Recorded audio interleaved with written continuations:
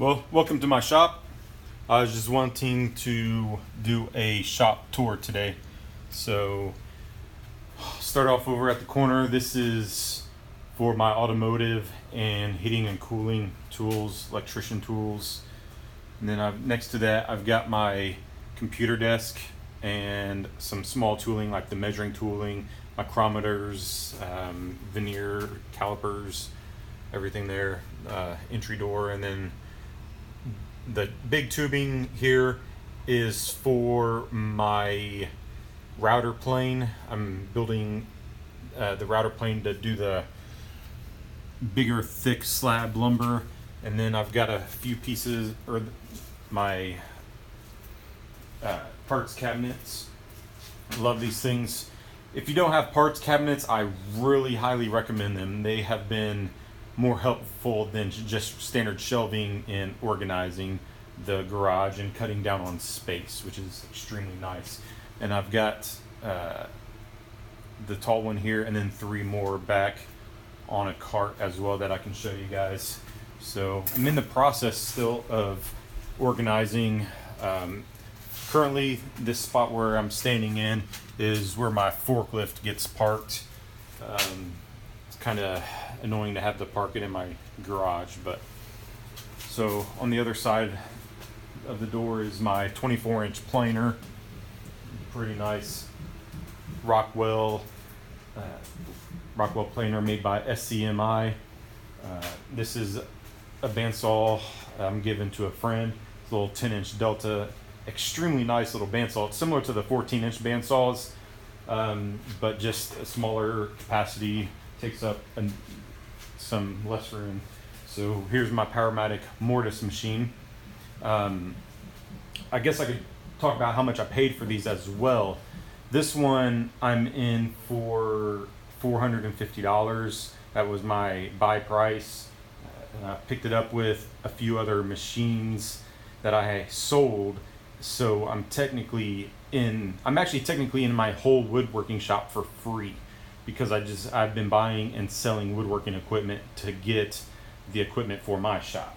So I'm at $450 price on that, what I paid for it.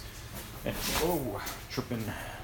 On the planer, I paid $500 for that at an auction here in Indianapolis. It was a school auction. I just got lucky. Nobody showed up who could handle moving it. So that's that price. Radial arm saw. This is the 16-inch blade. Kind of dark here. Let's see if I can lighten it up. There we go. So show you a little bit more on that. I can do a better video once I get this thing running. Most of the machines in here are not currently set up to my 3-phase machine yet. So pretty nice little piece. Down here we've got my Oliver jointer. Let's see if I can give a good shot of that. This is a 12-inch capacity across the bed, 12-inch on the cutter head as well. It's currently piled up with some stuff. So it's I really like this jointer. I'm glad I was able to come across it. I am in this one at $600, which is actually a very good price for this jointer. It does only run on 480 volts, so I had to pick up a transformer. I'm in that transformer as well for $140 just to get the jointer going. This here is my powermatic tenon machine, so it'll cut the tenons that will fit the mortise from the mortise machine. I'm in this one. I've bought 3 over the years. So the lowest price I paid on one was $350. I got lucky. This one I paid a lot more for it, $1,000, and then I picked one up for $1,400 as well.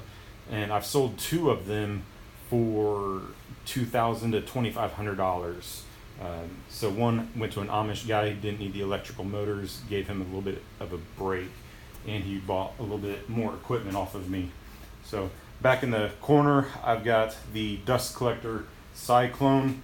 I'm in that for $60. It's a really nice dust collector, and this one actually retailed for $1,000 new. So here's my little tool cart, and next to that is my unique pocket hole machine. That's all that one does, is will cut pocket holes for doing your anything where you want to screw a couple boards together and you want to hide the screws. So that's $150 is what I paid, and this one actually retails for around $4,000. Don't ask me how I got lucky, I just did. So on the very back wall, I've got two of the 14-inch Delta bandsaws. These are great little saws. I'm in the process of restoring this one. I am almost done. I just have to get the motor mounted on and get that one set. I put new tires on it, new belt, new bearings. The guides are actually good on that, so I didn't have to replace those. This one is your old Art Deco, as they call it, cast iron base. It's a really nice machine as well. I'm not sure if I want to restore it or not. So it just, the 14-inch bandsaws are actually pretty easy to rebuild and refurbish. The parts are pretty common. They're easy to take apart, and by far they are much easier to rebuild than a 20-inch bandsaw. For some reason, the 20-inch bandsaws are a pain in the butt.